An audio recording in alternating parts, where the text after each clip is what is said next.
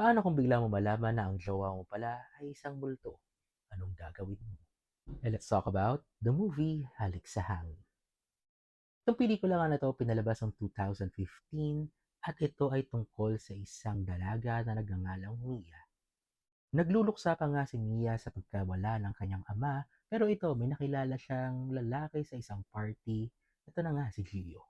Ito na nga si Mia nakakita na nga ng romantic, mysterious at laging nandyan para sa kanya. Pero until isang araw nagkaroon na nga ng confrontation na si Mia ay madalas nagsasalita mag-isa. Na sinasabi nga ni Mia na kasama niya ang jowa niya. Pero sinasabi ng mga friends niya na nakikipag-usap siya sa hangin.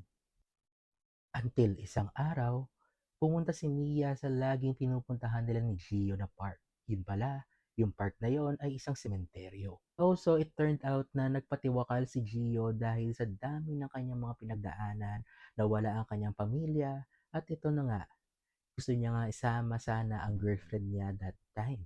Pero hindi sumama sa kanya. Pero nakita niya nga ang potential na pwede niya nga isama si Mia sa afterlife dahil sa lungkot ni Mia.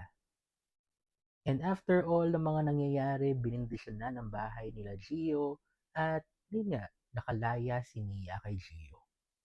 So yung may mga jowa dyan, tignan nyo kung hindi mumu yung mga jowa nyo ha.